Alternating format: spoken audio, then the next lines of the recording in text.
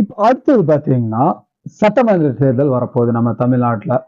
அதனால இப்ப எல்லா கட்சிகளும் பாத்தீங்கன்னா அவங்களோட அறிக்கைங்கிறது இப்ப எல்லாம் வெளியிட்டு இருக்காங்க. இப்ப ரீசெண்டா நம்ம அதிமுக பாத்தீங்கன்னா எல்லாம் அவங்களோட அறிக்கைகளா இருக்கட்டும் ஒவ்வொரு பாத்தீங்கன்னா ரிலீஸ் பண்ணிட்டு இருந்தாங்க. இன்னைக்கு அவங்க அவங்க தேர்தல்ல ஜெயிச்சாங்கன்னா என்னென்ன பண்ணுவேன் அப்படின்னு பாத்தீங்கன்னா முழு அறிக்கைங்கிறது இன்னைக்கு அவங்க ரிலீஸ் பண்ணியிருக்காங்க. அதுல அவங்க என்னென்ன சொல்லியிருக்காங்க அப்படின்னு தான் நம்ம இந்த வீடியோல பார்க்க போறோம். அவங்க பாத்தீங்கன்னா ஒரு 250 300 இது பாத்தீங்கன்னா அவங்க அறிக்கைங்கிறது வெளியிட்டு இருக்காங்க. ஆனா நம்ம இந்த வீடியோல அவங்க வெளியிட்ட அறிக்கையில எது எது நம்மளுக்கு மெயினான பாயிண்ட் இருக்கோ அது மட்டும்தான் நம்ம இந்த வீடியோல பாத்தீங்கன்னா முழுசா பார்க்க போறோம். அதனால இந்த வீடியோவை நீங்க ஸ்கிப் பண்ணாம லாஸ்ட் முடிய பாருங்க. அப்படி நீங்க வீடியோவை ஸ்கிப் பண்ணாம பார்த்தா மட்டும்தான் உங்களுக்கு பாத்தீங்கன்னா இந்த வீடியோங்கிறது புரியும். சரிங்களா? சரி வாங்க இப்போ டைம் வேஸ்ட் பண்ணாம நம்ம வீடியோக்குள்ள போய் பார்க்கலாம். முதல்ல இப்போ இந்த அதிமுக பாத்தீங்கன்னா அவங்க தேர்தல் அறிக்கை முழுசா இப்போ வெளியிட்டு இருக்காங்க. இதுக்கு முன்னாடியே நம்ம அவங்க 2 அறிக்கைங்கிறது பாதி அறிக்கைங்கிறது வெளியிட்டு இருந்தாங்க. அதுல என்னென்ன அவங்க சொல்லியிருக்காங்க அப்படின்னு நான் ஃபர்ஸ்டே 2 வீடியோ அப்லோட் பண்ணியிருக்கேன். இந்த வீடியோ நீங்க பாக்குறதுக்கு முன்னாடி அந்த வீடியோ பார்த்துட்டு வந்தீங்கன்னா உங்களுக்கு இந்த வீடியோங்கிறது கொஞ்சம் ஈஸியாகவும் புரியும். அப்படி இல்லைன்னா கூட இந்த வீடியோ ஃபுல்லா பாருங்க. பார்த்து முடிச்சுட்டு அதுக்கப்புறம் அந்த 2 வீடியோ நீங்க கண்டிப்பா பாருங்க. சரிங்களா? சரி இப்போ நம்ம அதிமுக அவங்க அறிக்கையில என்னென்ன சொல்லியிருக்காங்க, எத்தனை அறிக்கைகள் டோட்டலா விட்டுருக்காங்க அப்படின்னு பார்த்துடலாம். சரிங்களா? இன்னைக்கு டோட்டலா பாத்தீங்கன்னா அதிமுக சைட்ல இருந்து 297 அறிக்கைங்கிறத அவங்க வெளியிட்டிருக்காங்க. வாக்குறுதிங்கிறது நாங்க ஆட்சிக்கு வந்தா இதெல்லாம் பண்ணுவோம் அப்படின்னு மொத்தம் 297 வாக்குறுதிகளை அளிச்சிருக்காங்க. ஆனா நம்ம இதுல ஃபர்ஸ்ட் நான் சொன்ன மாதிரிதான் நம்மளுக்கு மெயினான பாயிண்ட் என்னன்னாவோ அது மட்டும்தான் நம்ம இந்த வீடியோல பாத்தீங்கன்னா 1 by 1 பார்க்க போறோம். இந்த வீடியோ இந்த அறிக்கையோட என்னோட ஒப்பீனியன் என்னங்கிறது பாத்தீங்கன்னா இந்த வீடியோட நான் லாஸ்ட்ல சொல்லியிருப்பேன். அது மட்டும் இல்லாம உங்களோட ஒப்பீனியன் ஏதாவது வச்சிருந்தாலும் அதையும் நீங்க பாத்தீங்கன்னா கீழே இருக்க கமெண்ட்ஸ்ல கண்டிப்பா சொல்லிட்டு வாங்க. சரிங்களா? சரி வாங்க ஃபர்ஸ்ட் பாத்தீங்கன்னா அவங்க என்ன அறிக்கை வெளியிட்டிருக்காங்கன்னு நம்ம 1 by 1 பார்க்கலாம். முதல்ல அவங்க பாத்தீங்கன்னா அனைத்து குடும்ப தலைவிகளுக்கும் பாத்தீங்கன்னா மாதந்தோறும் 2000 ரூபாய் வழங்கப்படும் அப்படின்னு சொல்லியிருக்காங்க. உதவி தொகையா 2000 ரூபாய் பாத்தீங்கன்னா இவங்க ஆட்சிக்கு வந்தாங்கன்னா எல்லா குடும்ப தலைவிகளுக்கும் வழங்கப்படும் அப்படின்னு சொல்லியிருக்காங்க. அடுத்தது பெண்களை போலவே ஆண்களுக்கும் அரசு பேருந்துகளில் கட்டணமில்லா பயண திட்டம் அப்படின்னு சொல்லியிருக்காங்க. இப்போ பாத்தீங்கன்னா பெண்களுக்கு மட்டும்தான் ஃப்ரீயா பாத்தீங்கன்னா நீங்க உங்க ஊருக்குள்ளேயே நீங்க எந்த பஸ்ல போனாலும் கவர்மெண்ட் பஸ்ல எந்த பஸ்ல போனாலும் அதுல பாத்தீங்கன்னா உங்களுக்கு இலவசமா இப்போ நீங்க போயிட்டு வரலாம். அதே மாதிரி இவங்க ஆட்சிக்கு வந்தாங்கன்னா அதிமுக அவங்களும் பாத்தீங்கன்னா பெண்களை போலவே ஆண்களுக்கும் பாத்தீங்கன்னா எல்லா அரசு பேருந்துகளிலும் அவங்க பாத்தீங்கன்னா ஃப்ரீயா போயிட்டு வரலாம் அப்படின்னு சொல்லியிருக்காங்க. அடுத்தது அம்மா இல்ல திட்டத்தின் மூலம் வீடு இல்லாதவர்களுக்கு அரசு சார்பில் வீடு கட்டி தரப்படும் அப்படின்னு சொல்லியிருக்காங்க. இப்போ நம்ம வீடு இல்லாதவங்களுக்கு இவங்க ஆட்சிக்கு வந்தாங்கன்னா அம்மா இல்ல திட்டத்தின் மூலம் வீடு இல்லாதவங்களுக்கு கூட பாத்தீங்கன்னா இவங்க வீடு கட்டி தரப்படும் அப்படின்னு சொல்லியிருக்காங்க. அடுத்தது இப்போ இருக்கிற இந்த 125 நாள் வேலை திட்டங்கிறது இருக்குல்ல அதுவே இவங்க ஆட்சிக்கு வந்தாங்கன்னா இந்த 125 நாட்களா இருக்கிறத 150 நாட்களா உயர்த்தப்படும் அப்படின்னு சொல்லியிருக்கு. அடுத்தது இந்த கைத்தறி நெசவாளர்கள் இருக்காங்களா அவங்களுக்கு பாத்தீங்கன்னா 1400 யூனிட் வரை இலவசமாக மின்சாரம் வழங்கப்படும் அப்படின்னு சொல்லியிருக்கு. அதே மாதிரி இப்போ ரேஷன் கார்டு வச்சிருக்காங்களா யாரோ ரேஷன் கார்டு வச்சிருக்கீங்களோ அவங்க எல்லாத்துக்கும் பாத்தீங்கன்னா வருஷத்துக்கு 3 சிலிண்டர்கள் வழங்கப்படும் அப்படின்னு சொல்லியிருக்கு. அடுத்தது இந்த விலைவாசி உயர்வால பாதிக்கப்பட்ட குடும்பங்கள் இருக்காங்களா அவங்களுக்கு 10,000 ரூபாய் உதவித்தொகை வழங்கப்படும் அப்படின்னு சொல்லியிருக்காங்க. அதே மாதிரி இந்த மீன்பிடி தொழில் பண்றாங்களா அவங்கள பாத்தீங்கன்னா இந்த மீன்பிடி தடை காலம்னு ஒண்ணு போடுவாங்க. அந்த காலத்துல இப்ப அரசு சார்புல இருந்து பாத்தீங்கன்னா அவங்களுக்கு நிவாரண தொகையா ஒரு தொகை தருவாங்க.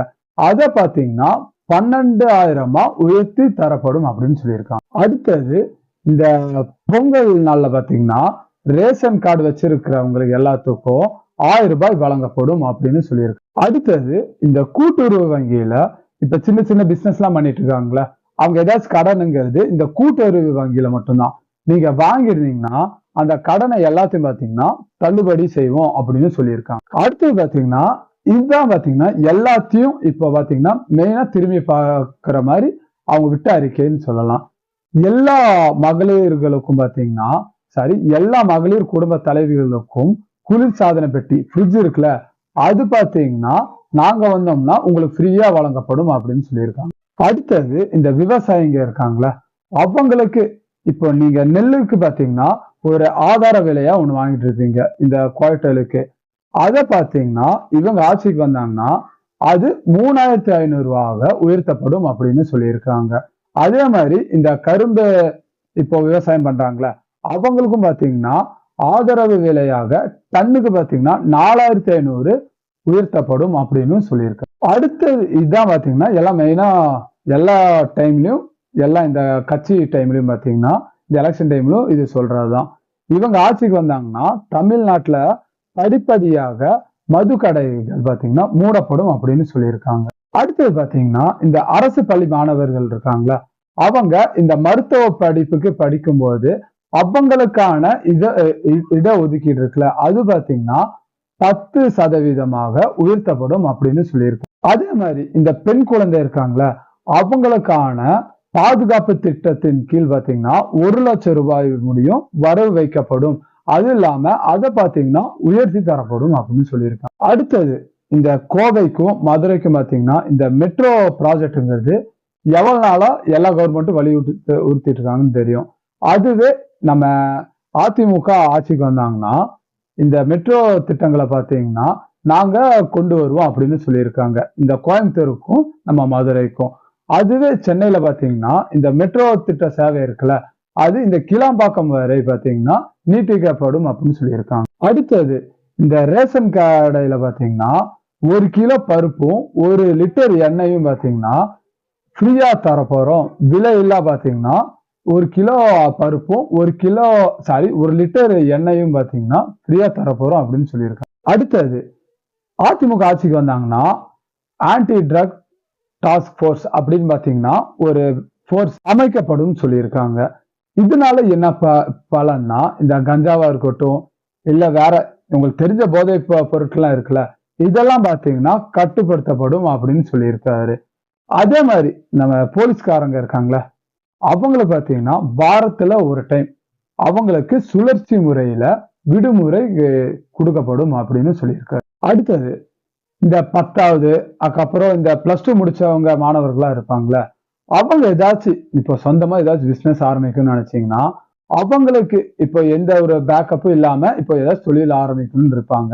அவங்களுக்கு எல்லாத்துக்கும் பாத்தீங்கன்னா 25 லட்சம் ரூபாய் முறை பாத்தீங்கன்னா கடன் வழங்கப்படும் அப்படின்னு சொல்லியிருக்காரு. அதே மாதிரி இப்போ தமிழ்நாட்டுல இப்போ நம்ம நிறைய பாத்தீங்கன்னா நம்ம பிரைவேட் கம்பெனி தான் நிறைய இருக்கு. அந்த பிரைவேட் கம்பெனியில மேக்சிமம் ஒரு 75% நம்ம தமிழ் ஆள்கள் தான் இருக்கணும் அப்படின்னு இப்போ அப்படிதான் இருக்கணும்னு அதுக்கு பாத்தீங்கன்னா ஒரு சட்டத்தை நாங்க ஏத்துவோம் அப்படின்னு சொல்லியிருக்கோம். அடுத்தது இந்த இப்போ நம்ம முதலமைச்சர் சிகிச்சை திட்டம்னு நம்மளுக்கு ஒரு திட்டம்ங்கிறது இருக்கு, காப்பீடு திட்டம். அதுல பாத்தீங்கன்னா இந்த IVF அதையும் சேர்க்கப்படும் சொல்லியிருக்காங்க. IVFனா என்னன்னு பாத்தீங்கன்னா செயற்கை கருத்தரிப்பு சிகிச்சை இருக்குல்ல, அதுவும் இந்த முதலமைச்சர் காப்பீடு திட்டத்துல சேர்க்கப்படும் அப்படின்னு சொல்லியிருக்கு. இதனால பாத்தீங்கன்னா இன்னைக்கு அதிமுக சைடுல இருந்து அவங்க வெளியிட்ட தேர்தல் அறிக்கைகள், இப்ப இவங்க இந்த அறிக்கையெல்லாம் வெளியிட்டு இருக்காங்களே, இப்ப இதுல இருந்து எனக்கு என்ன தோணுதோ அது பாத்தீங்கன்னா நான் உங்களுக்கு சொல்றேன். இப்ப நான் இந்த கட்சின்னு சொல்லல, இப்ப எல்லா கட்சியும் நம்ம எந்த கட்சி எடுத்துட்டாலும் இப்போ ஏதாச்சும் எலெக்ஷன் வந்துட்டா அவங்க பாத்தீங்கன்னா ஒவ்வொரு தேர்தல் அறிக்கைங்கிறது வெளியிட்டு தான் இருக்காங்க. ஆனா அதுவே அவங்க ஆட்சிக்கு வந்தாங்கன்னா இப்ப இவங்க சொன்ன மாதிரி இதெல்லாம் நடைமுறை கொண்டு வருவாங்களா இல்ல கொண்டு வர மாட்டாங்களான்னு அது நம்மளுக்கே தெரியாது. இப்ப இவங்கெல்லாம் இப்படி சொல்லிடுறாங்கன்னு நம்ம மக்களும் பாத்தீங்கன்னா அதை நம்பிதான் எல்லாம் பாத்தீங்கன்னா ஓட்டுங்கிறது போட்டுடுறாங்க. ஆனா அவங்க எப்படி சொல்றது, உங்களுக்கு எக்ஸாம்பிளோட சொல்லணும்னா இப்போ நம்ம திமுக அரசு தான் இப்ப நம்மளுக்கு போயிட்டு இருக்கு.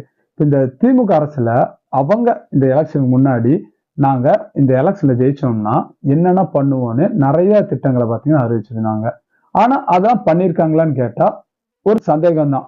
ஆனா இவங்க டிஎம்கே கவர்மெண்ட்ல அவங்க என்ன சொல்லியிருக்காங்கன்னா நாங்க பாத்தீங்கன்னா நாங்க சொன்ன எல்லா வாக்குறுதிகளும் நாங்க நிறைவேற்றிட்டோம் அப்படின்னு சொல்றாங்க. ஆனா எவ்வளவு நிறைவேற்றி இருக்காங்கன்னு நம்மளுக்கு தெரியும், கரெக்டுங்களா? ஆனா அவங்க என்ன சொல்றாங்கன்னா, நாங்க என்னென்ன வாக்குறுதிகள் சொன்னோமோ அது எல்லாத்தையும் நாங்க நிறைவேற்றிட்டோம் அப்படின்னு சொல்றாங்க.